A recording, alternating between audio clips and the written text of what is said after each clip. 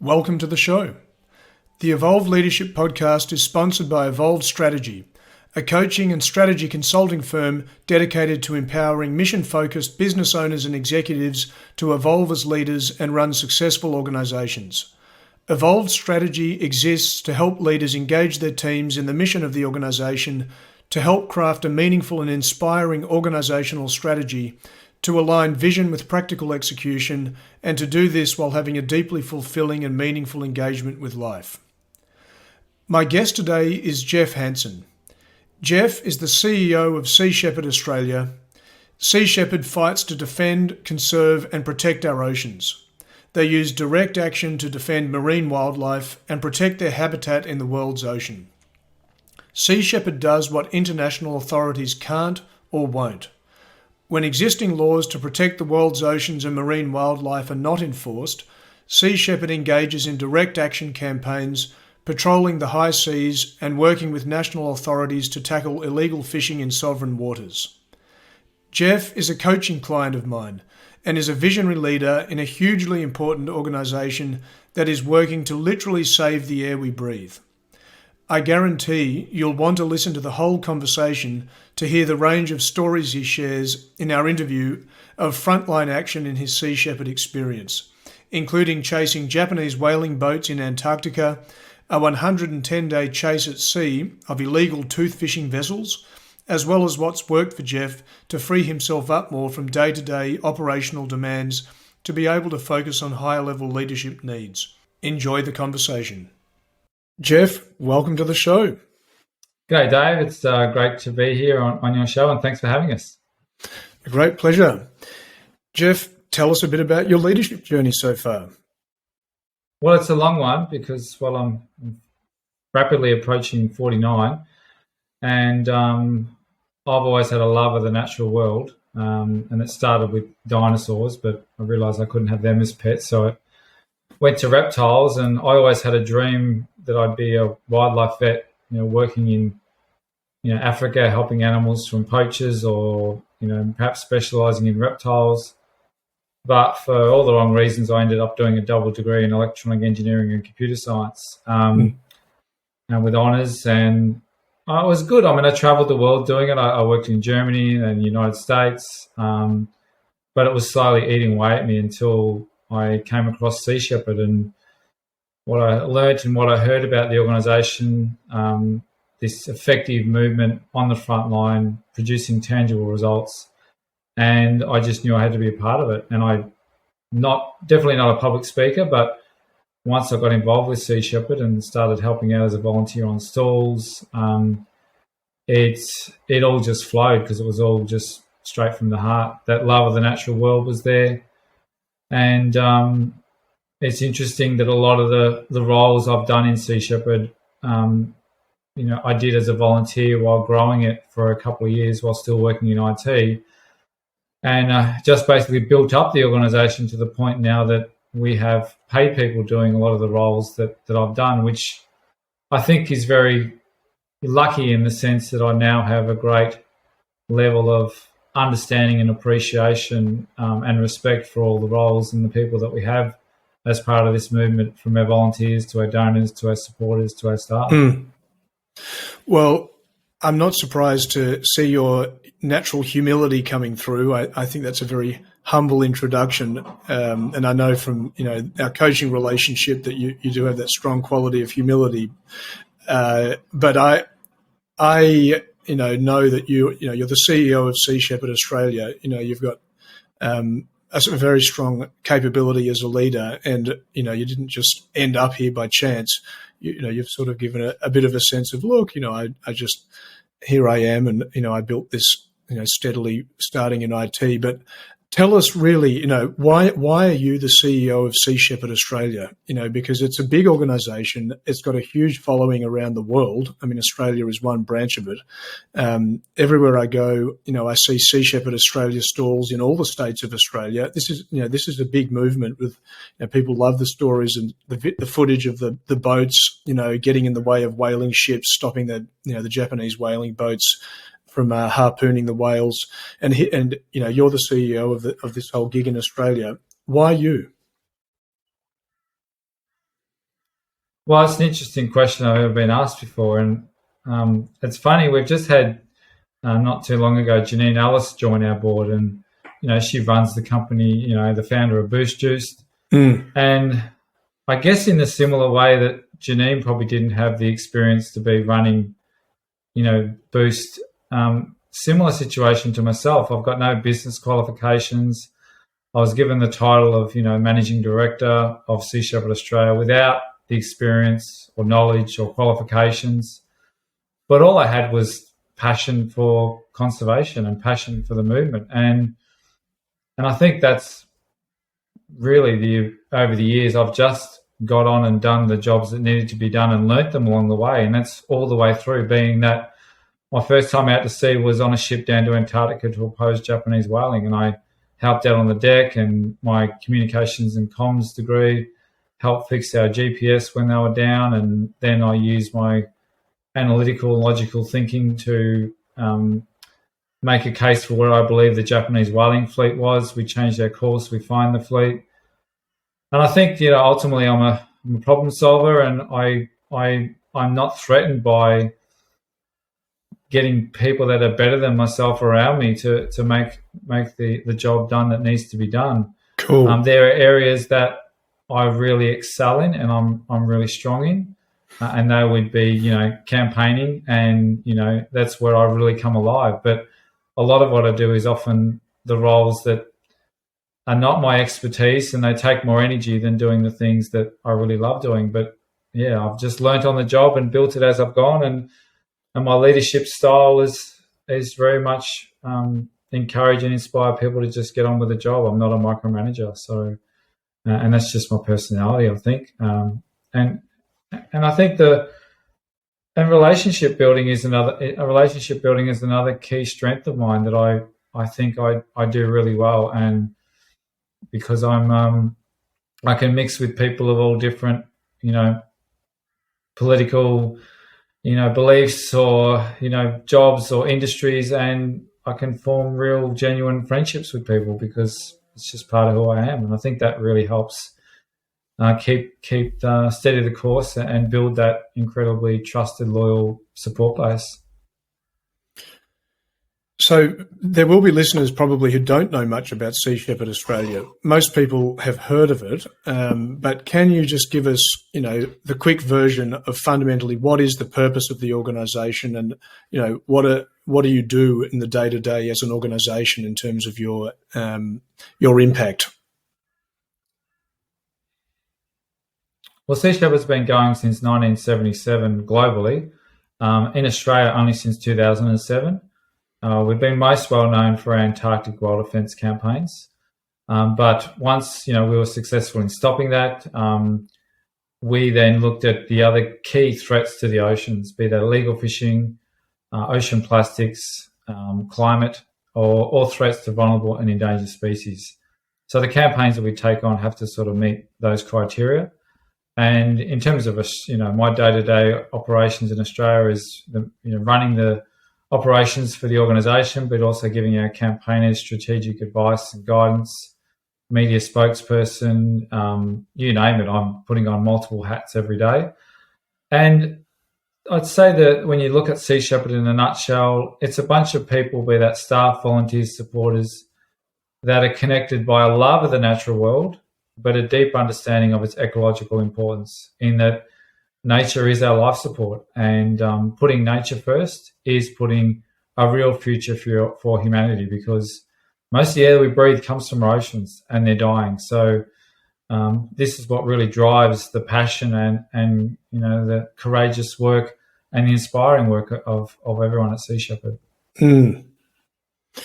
And I know, this is an organisation with a really strong and clear, meaningful purpose, where you do have these areas of, cleaning up illegal plastics, marine debris. Obviously the whaling aspect is the most famous, where, you really have a strong mission to protect illegal harpooning of whales. But there are also, many other aspects to what you do, but it really is in the area of marine conservation. And I know, and I can speak here because of our coaching relationship and others I coach in the organisation. I have a fair sense of, what what the day-to-day does look like. You go out on campaigns, and there are people in the organisation who are very much out on campaigns, and you have both a core team, and a big volunteer base. How do you manage both personally and for the team? People love being out on the campaigns, and I know you do, and the exhilaration and the reward of that, of seeing the impact that you have literally on the front line right in front of you, versus the administration of the organisation and what it takes to actually lead people and manage all of the essentially the office work of the business. How do you personally manage that, and how do you help your team balance that so they still stay connected with the why of Sea Shepherd? Yeah, well, our campaigners on the front line definitely able to live and breathe the essence of Sea Shepherd and what it's about. And the work that we're achieving now is, I think, in the last 5-6 years, is more than we've achieved ever. For instance, our illegal fishing campaigns in Africa, we've facilitated the arrest of almost 80 illegal fishing vessels. With our 8 government partnerships there, we provide the ships, the crew and the fuel, and our government partners provide the armed authority on our ships. And you see tangible outcomes there, like artisanal fishermen can see the fish returning for the first time in decades, and these people have nothing else. Or cleaning up beaches and working with Indigenous rangers and seeing how important it is to them to clean sacred country and critical sea turtle nesting habitat. So there's that frontliner campaigners that really get the essence of the organisation. But I think what we're able to do is capture that with incredible photos and media production, which then, our staff feel very much part of, that movement in making that work so effective. But I really try and, get people to, look after each other and look after themselves. So be kind to one another and to be kind to themselves, because we can't continue this work, which can be quite, depressing at times, the state of where our planet's headed and the things that are happening to these natural wild places that, are our life support. So it's important to still get out and enjoy nature, enjoy the natural world, but also do the things that make you happy each day. And for me, it's cycling and running, and I've got a group of mates that I go cycling with, and they're a mixed bag of people in oil and gas and mining and teachers, and we have this great camaraderie, and we enjoy exercise together and a laugh. And to me, that's almost like my daily therapy. It's my mental health with the guys. And as the saying goes, fill your own cup first and let the world benefit from the overflow. And I think when we neglect that and don't take our daily medicine, whether it's yoga or walking on the beach, then that's when things start to fall apart. So, yeah, I think we all, in this time more than ever with COVID and everything else, we really need to look after our own mental health and well-being and each other. Do you implement this at Sea Shepherd in some way in terms of organisational culture to help people or to ensure that your team connects in this way with this aspect of themselves?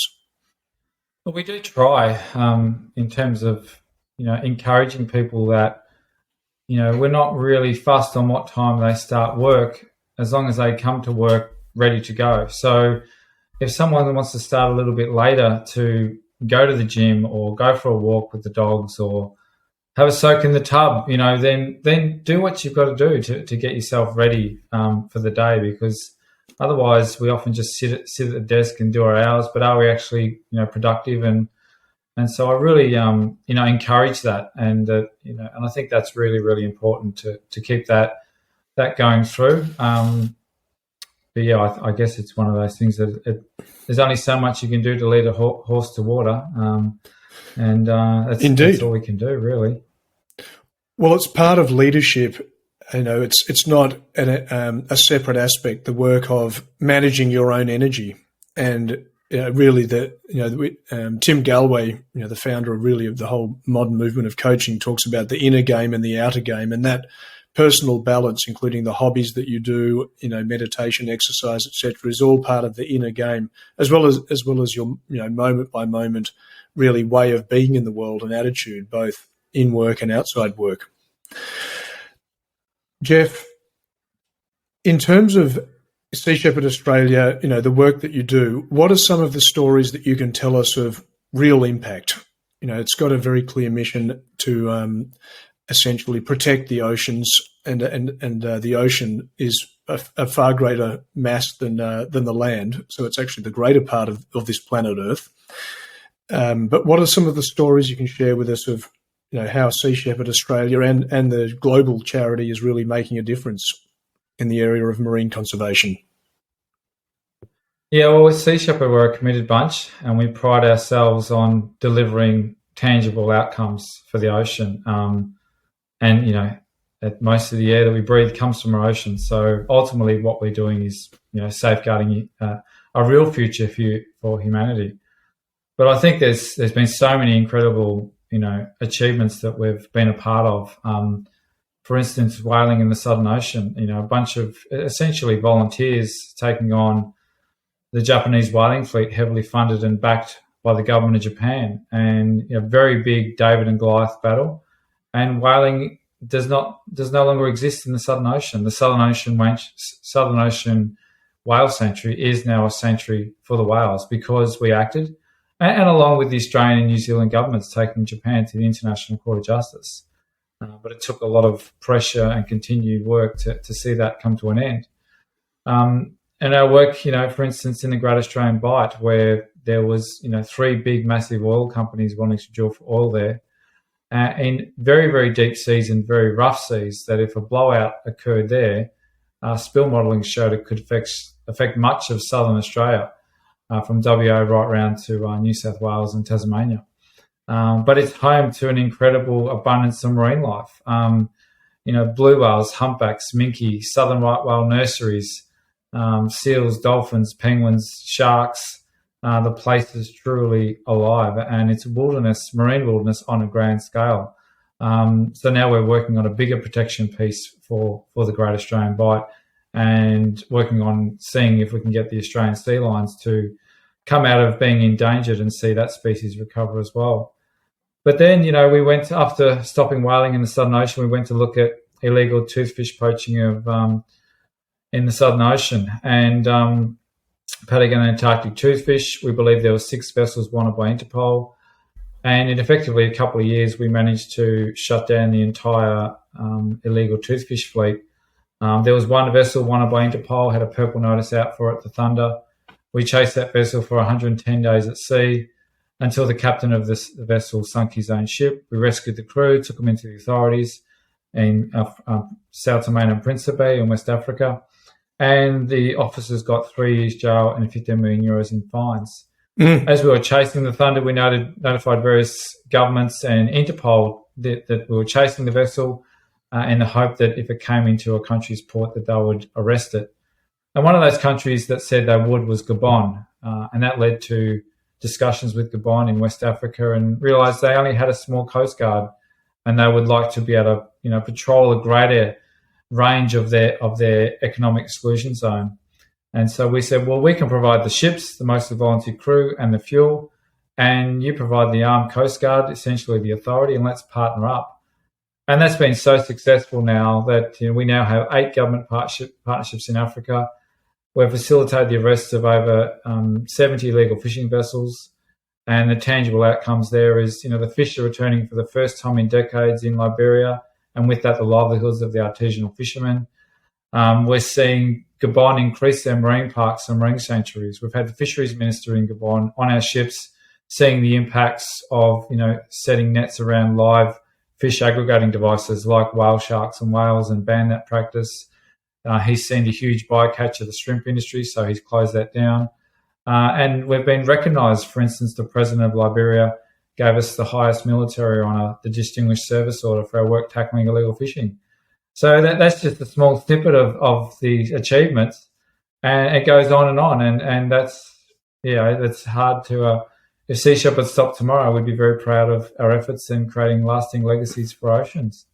Marine conservation zones, are now very much a focus around the world of establishing, these zones where fishermen ideally can't go, certainly not legally, to fish for the fish populations to recover. From what you've understood, how is that work going? Because tell me if I'm wrong, but as I understand, that's one of the biggest sort of hopes that we have of the oceans recovering and fish populations recovering are the marine conservation zones. Can you tell us, what's your perspective on marine conservation zones and the progress with that to solve this problem of extinction of fish species? Well, there's a global initiative to see 30% of our oceans protected because it is such a minuscule amount at the moment. And the oceans can recover if they're not pushed too far, if they're given that chance. And, that's really, it shows that when we do patrols and we are there stopping illegal fishing, that the fish can recover and they can come back. But you still need those eyes on the water. You still need that enforcement.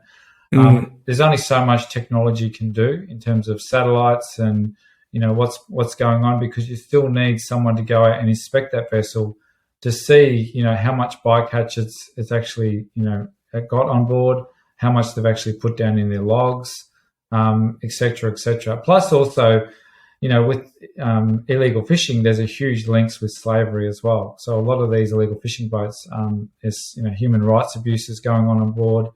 People aren't paid. If they don't like, they're thrown overboard and they're shot. So there's a lot of that as well intertwined. But yeah, I believe that the oceans can recover if they're given a chance.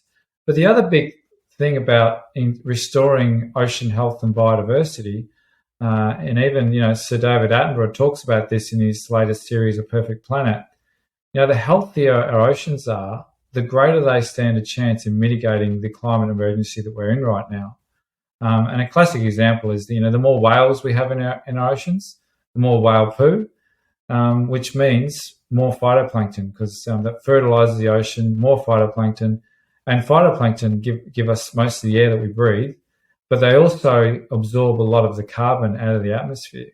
So the healthier our oceans are, the healthier our planet is. So it really needs that, all countries to get on board that initiative to see, those, increases in percentage. And Australia's signed on to that, and they're going to be working to see a greater protection.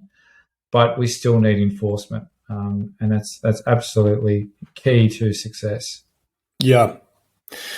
So, my God, I'd love to explore this further, but we only have a certain amount of time, and for those who do want to, learn more about the work of marine conservation, where would you direct them to? Well, a good place to start is, Sea Shepherd Australia for the Australian listeners, so seashepherd.org.au.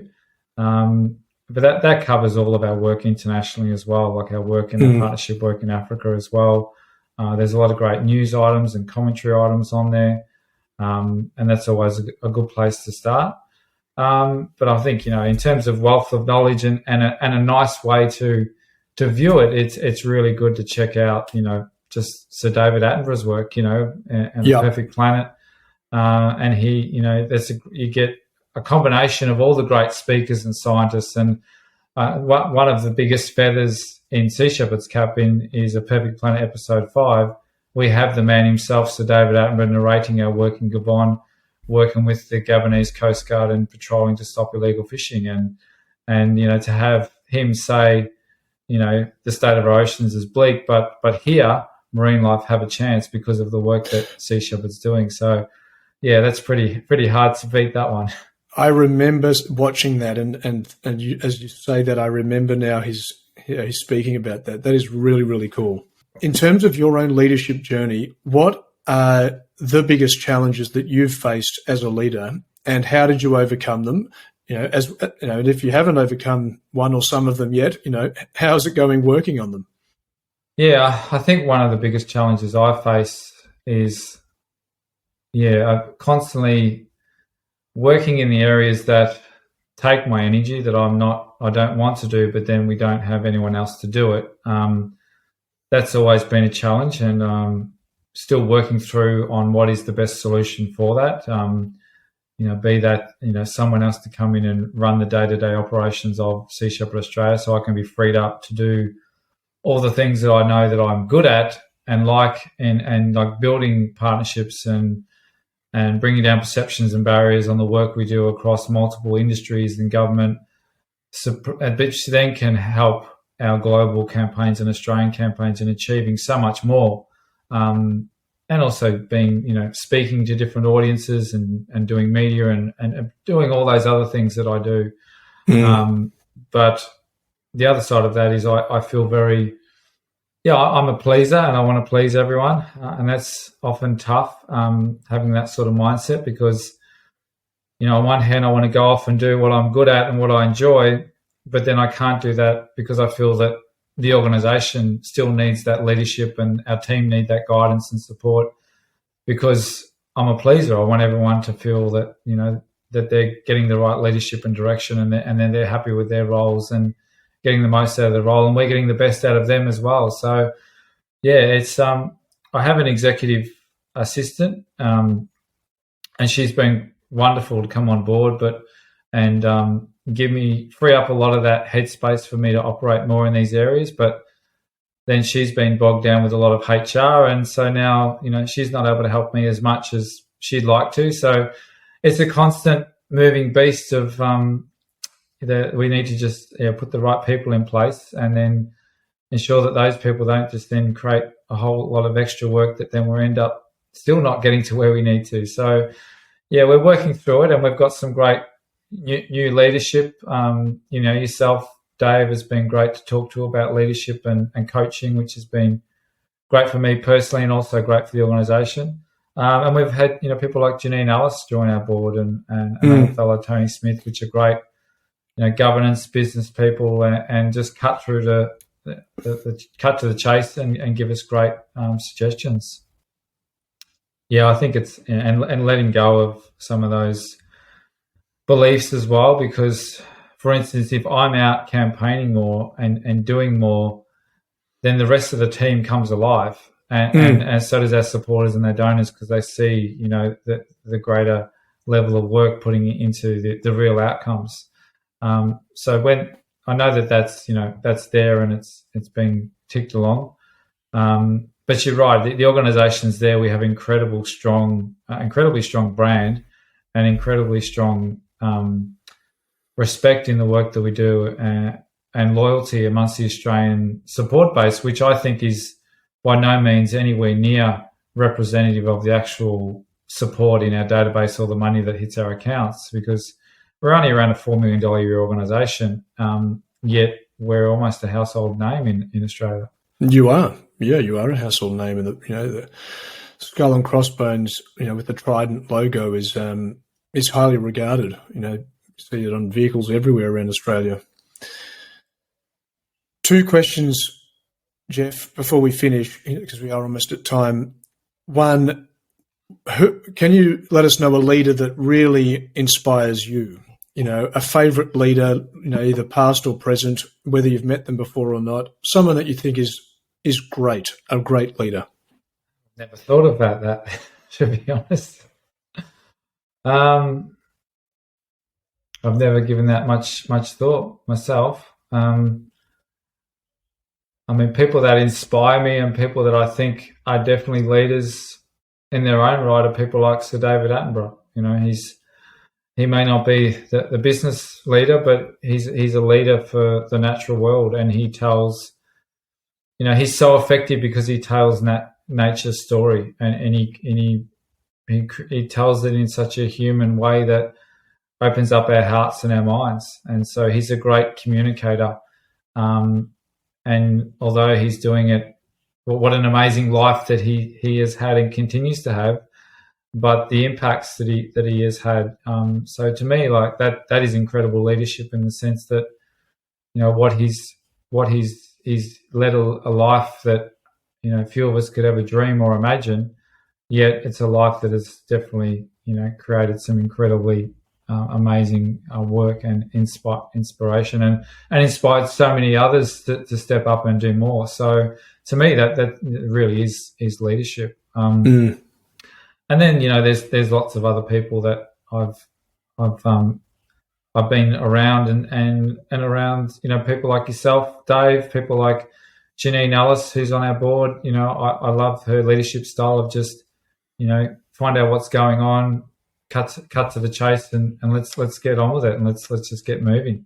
Or people like Peter Hammerstead, who's our chair of the Australian board, who's only, he's 10 years younger than me, yet so intelligent, so experienced, and incredibly brave and courageous, yet works on those, government partnerships, which is what we're able to do incredible work in Africa because of his ability to navigate that space. So, I think, as they say, put people around you that are better than you, and that's key ingredients for success. Yeah.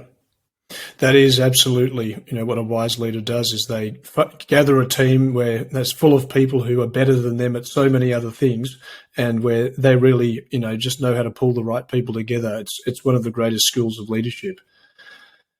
So here we are, before we close, for those who do want to learn more about Sea Shepherd Australia, obviously there's the website, which we'll put in the show notes, but how can they learn more about what you guys do and get involved if they want to as a volunteer or a donor or both or in other ways? Yeah, well, that's seashepherd.org.au. You can look on there and get involved and volunteer, be that helping out with a beach cleanup or, perhaps even crewing on one of our ships. Anyone can apply. Being part of helping us raise funds and awareness or just buying some merchandise or donating yourself. Our merchandise is very popular.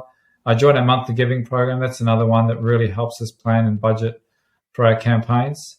But even if you're at a beach and you see some trash, don't step over it, pick it up. Conduct your own little beach cleanup with your community or your family. There's so much that we can do, every single day. We have a great YouTube channel as well, YouTube/user/Sea Shepherd. And that's got, inspiring videos of our work over the past, 40 plus years, our work in Africa, where you can see the impacts on artisanal fishermen, our work cleaning up beaches, working with Indigenous rangers. And always they're, incredibly beautiful locations, the marine life stunning, showing the problem, but also showing effective solutions that we're working on. Well, for listeners who want to get involved, more in the fantastic work of Sea Shepherd Australia, I highly encourage you, if you feel that urge to do something in this space of marine conservation as a volunteer, a donor, both, then they, just showing the way for, how you can find out more about that. And we'll stick those bits of information in the show notes as well. Jeff, it has been an absolute pleasure, and thank you very much. I've really enjoyed the conversation, and I know listeners will find it fascinating and inspiring as well. Oh, thanks so much, David. It's great to connect with you again, mate, and thanks so much for all your help and coaching, which has been great for me personally, and the movement to save our ocean, and which ultimately is safeguarding a future for us all. So thank you.